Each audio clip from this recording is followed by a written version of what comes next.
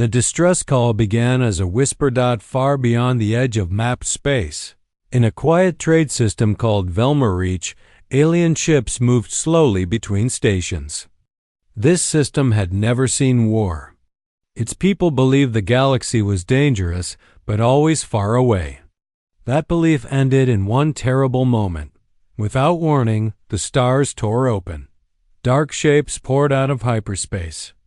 Their ships were sharp, black, and silent. No signals. No warnings. Just fire.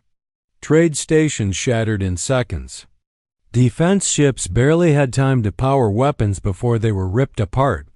The attackers moved with cold purpose, striking fuel lines, command hubs, and escape routes first. Inside the central council station, panic spread. Screens filled with red alerts. Entire fleets vanished from sensors. Civilian ships screamed for help as they tried to flee. The Velmer Council had no real military. They had trusted treaties, laws, and the idea that someone would come if they called. So they did the only thing they could. They sent a distress call. The signal was broadcast on every known emergency channel. It carried no pride, no demands, only fear. We are under attack. We will not survive alone. Across nearby systems, the message was received and quietly ignored. Some species said they were too far away. Others claimed they needed council approval. A few simply shut their receivers off. The attackers were strong, unknown, and ruthless. No one wanted to be next. In the great chamber of the Galactic Council, the distress call echoed in silence. Leaders watched the burning images of Velma Reach with careful eyes. No one spoke for several long moments. Then a soft voice broke the quiet. What about the humans? The room shifted. That name always changed the air. Humans were new to the wider galaxy compared to the ancient races. They came from a Deathworld, a planet with violent weather, dangerous animals, and constant struggle. Their history was full of wars, both against each other and against threats beyond their world. Humans survived where others would have gone extinct, and that made them unsettling. They are unpredictable, one counselor said. They escalate, said another. They do not stop once they start, a third added. No one argued. Humans had power. Yes, but more than that, they had memory. They remembered every betrayal, every ignored plea, every war where they stood alone. Many council members feared that if humans entered the conflict, they would not just save Velma Reach, would change everything. The council voted. The result was never officially recorded. The distress call was not sent directly to human space, but the galaxy had forgotten one thing. Human systems listened to all open channels. Deep in human territory, far from alien politics, a relay station caught the signal. The message was broken, full of static and screams, but its meaning was clear. An officer stood frozen as the final words played. Anyone, please. They are killing everyone. He did not wait for orders. Within minutes, the signal reached Earth's Defense Command. In a dark command hall, human leaders watched the same burning images the Galactic Council had seen. No one spoke at first. There was no panic, no debate, only quiet understanding. A senior admiral finally broke the silence. They sent a call, he said. Another officer nodded. They won't last long. A third voice, calm but heavy, added, no one else is going. The admiral's hands clenched slowly. Then we will. No vote was taken. No speeches were made. Across human space, ancient alarms sounded. Shipyards came alive. Massive vessels long silent began to wake. These were not trade ships, not patrol craft. These were warships built for the worst days humanity could imagine. The Deathworld fleet. Scarred hulls carried marks of past wars. Their designs were simple, brutal, and efficient. No beauty, Only purpose. As reactors powered up, one message was sent across the fleet. Distress call received. All units respond. Back in Velma Reach, alien survivors hid in the shadows of broken stations. Hope was fading fast. Enemy ships closed in, hunting the last signals of life. Then something changed. Long-range sensors screamed. A massive energy surge appeared at the edge of the system, far too large to be a single fleet. Technicians stared in disbelief. That's impossible. One whispered. Space folded. And the first human warship emerged from hyperspace. Then another and another. The darkness filled with steel. Deathworld fleet had arrived, and the galaxy was about to learn what it truly meant when humanity answered a call. The moment the human fleet arrived, the battle changed. Alien sensors struggled to understand what they were seeing. Dozens of massive warships filled the space near Velma Reach. They were not fast or elegant like many alien designs. They were thick, heavy, and dark, covered in armor plates and old battle scars. Some ships looked ancient, as if they had survived wars long forgotten. To the frightened aliens hiding in shattered stations, the sight was terrifying. Many believed the rumors. Humans were violent. Humans were ruthless. Humans came from a death world where only the strongest lived. Some survivors feared the humans had not come to save them, but to take control of the system. Inside the Velmer Council's ruined command deck, surviving leaders watched the human ships in silence. Why are they here? One counselor asked quietly. We did not invite them. Maybe they intercepted the call, another said. Or maybe, a third whispered, they are here to finish what the attackers started. No one answered. Before anyone could decide, the enemy fleet reacted. Dark alien warships turned away from the stations and aimed their weapons at the newcomers. The attackers did not hesitate. They opened fire with everything they had. Energy. Beams lit up space. Explosions rolled across the front line of the human fleet. Alien observers gasped, waiting to see human ships break apart. They did not. Human shields flared bright, absorbing the impact. Thick armor burned, cracked, and held. The human fleet did not scatter or retreat. Instead, it moved forward slowly, steadily like a wall of steel pushing through fire. Inside the human flagship, commanders watched calmly. No evasive action? A junior officer asked. The fleet commander shook his head. Hold formation. Enemy ships charged, firing again and again. Smaller human ships moved ahead of the larger ones, placing themselves between the attackers and the alien stations without being ordered to do so. Alien sensors picked up something strange. The humans were not defending themselves first. They were defending others. Damaged alien transport tried to escape the system. An enemy cruiser locked onto it. Before it could fire, a human destroyer slid into the line of fire and took the hit. Its engines died, but it did not explode. Instead, it kept drifting, still blocking the shot.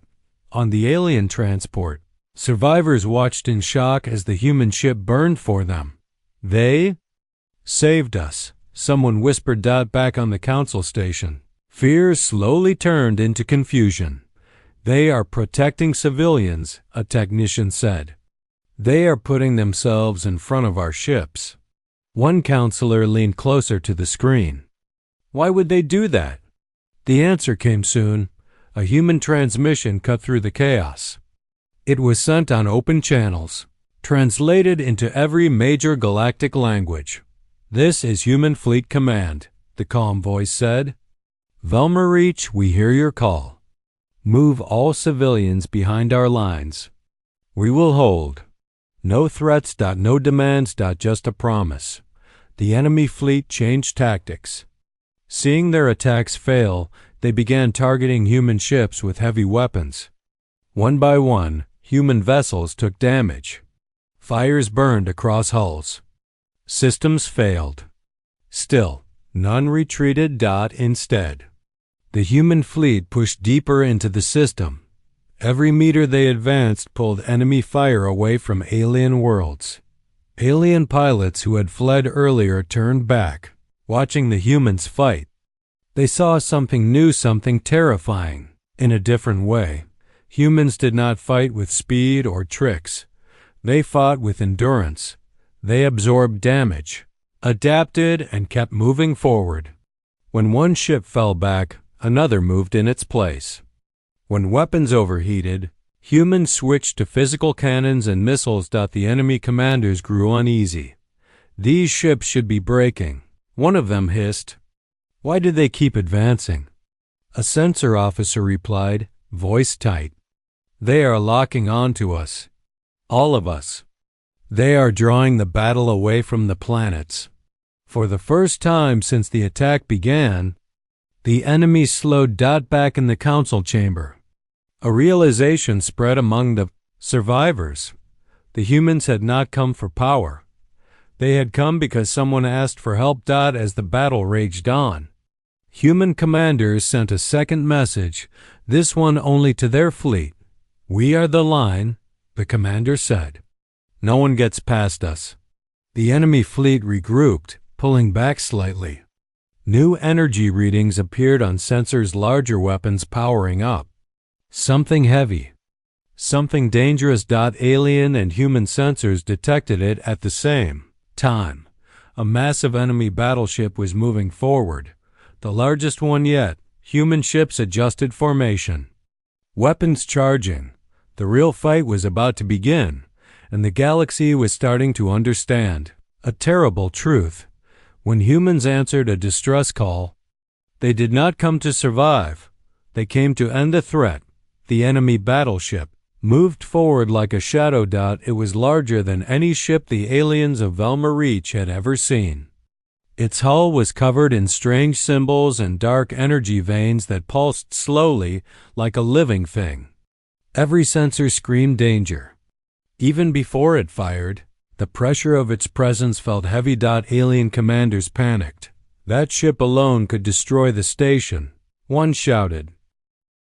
Some alien pilots turned their ships away, preparing to flee. They had already lost too much. No one would blame them for escaping. But the human fleet did not move back. Instead, the Deathworld fleet tightened its formation. Human ships shifted into a layered wall, large vessels in the center, smaller ones guarding the sides. Power levels across the fleet rose sharply. Reactors burned hotter. Weapon systems unlocked modes that had not been used in years. Inside the human flagship, officers studied the enemy battleship. That design? It's built to break fleets, a weapons officer said. The fleet commander nodded. Then we don't let it do that. As the enemy ship powered its main weapon, a beam of dark energy began to form at its core. The aliens knew what would happen next. If it fired, Velma Reach would die. Before the weapon could charge fully, the humans acted. Human cruisers surged forward, opening fire together. Missiles streaked through space in thick waves. Heavy cannons slammed round after round into the enemy hull. Explosions rippled across its surface. The enemy ship shook, but it did not fall. Instead, it fired. The dark beam cut across space and struck the human line. One human battleship took the hit directly. For a moment, its shields held. Then they shattered. Armor melted. Fire exploded outward. The ship drifted, silent and broken. Alien observers cried out, "The humans are losing!" But something strange happened. The damaged ship did not explode. Escape pods launched in controlled lines. Smaller human ships moved in, shielding the drifting wreck and the pods. Not one human tried to run. Inside the council station, a senior alien leader stared at the scene. "They knew this would happen," he said softly. "They came prepared to lose ships. A technician pulled up human fleet records, searching for answers. What she found changed everything. "These ships," she said, voice shaking, "they are not their newest designs. They are old. Very old." "How old?" the counselor asked. "Some are hundreds of years old. They have fought in wars that were erased from public records." The room went silent. These were not ships meant to show power. They were ships built for survival. Back in the battle, the human fleet advanced again, even after taking losses. The enemy battleship tried to pull back, but human ships locked onto it from multiple angles, forcing it to stay in the fight. The enemy commander snarled in anger. Why do they keep coming? Any sane species would retreat. A sensor officer answered quietly, "They are not fighting like conquerors." "What are they fighting like?" the commander demanded. The officer swallowed. "Like guardians."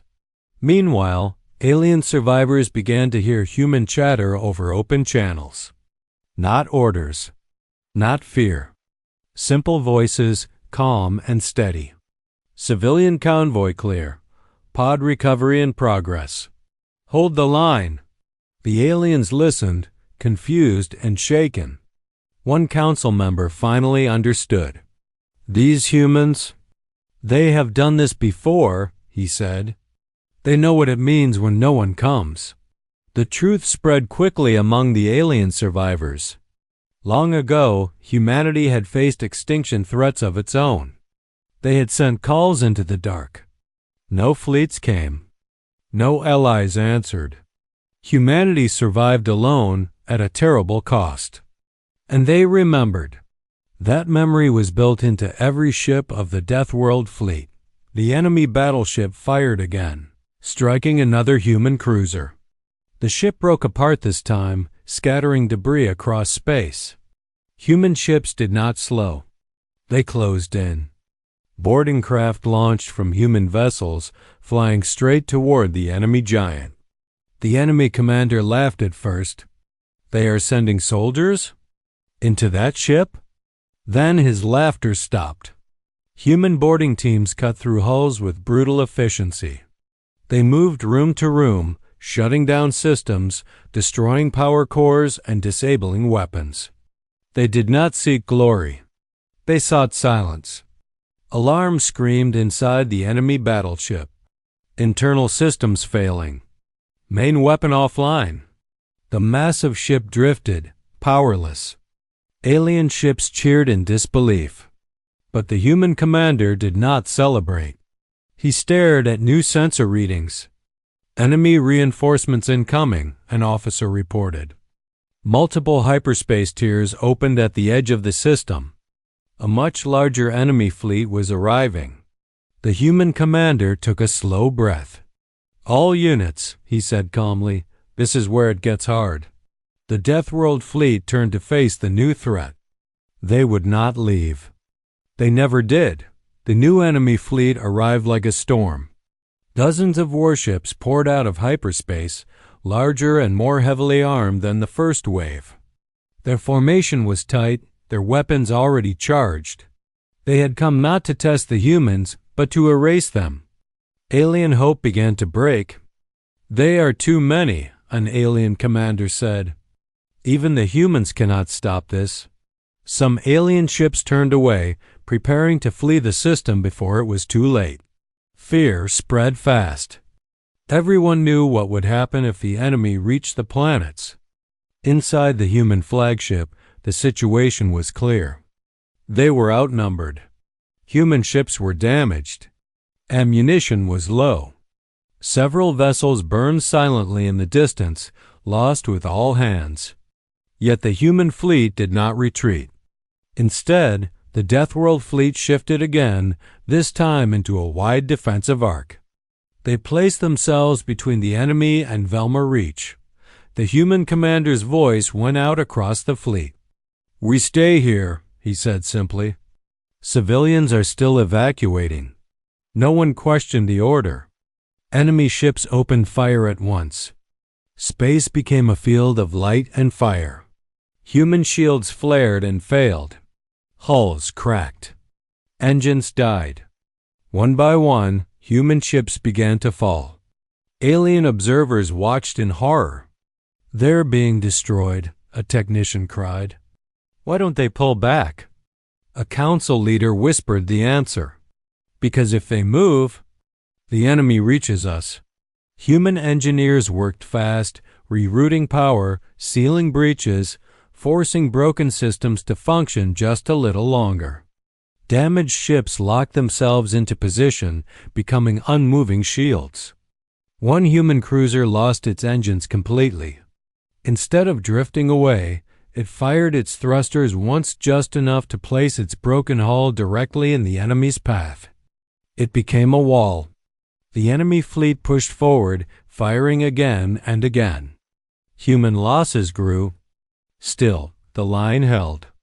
Inside one damaged human ship, the captain watched warning lights flash across every screen. Life support was failing. Weapons were almost gone. An officer spoke quietly. "We can still escape, maybe." The captain shook his head. "Not yet," he said. "They're still behind us." The ship fired its last missiles and then went dark, drifting but unbroken. Alien evacuation ships passed safely behind the human line. Families watched through viewports as human warships burned for them. Some aliens cried.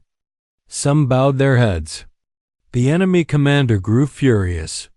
"They should be dead," he shouted. "Why won't they fall?" A sensor officer replied, fear in his voice. "They are locking damaged ships together. They are forming a physical barrier." The commander stared at the tactical display. The humans were turning wreckage into weapons. Then something new appeared on sensors. A signal spread through the human fleet, short, encrypted, and final. Alien systems could not fully decode it, but the tone was unmistakable. A last resort order. Inside the human flagship, officers stiffened. "Command," one said carefully, "if we do this, there is no return." The commander's face was calm, but his eyes were heavy. "I know." He activated the fleet-wide channel. "All units," he said, voice steady, "prepare final protocol." The words sent a chill through every human ship. Power levels spiked in damaged reactors. Containment warnings screamed. Ships that could no longer fight repositioned themselves closer to the enemy. Alien leaders watched in confusion and fear. "What are they doing now?" one demanded. A human liaison officer, wounded but standing, answered softly. "They are making sure the enemy stops here."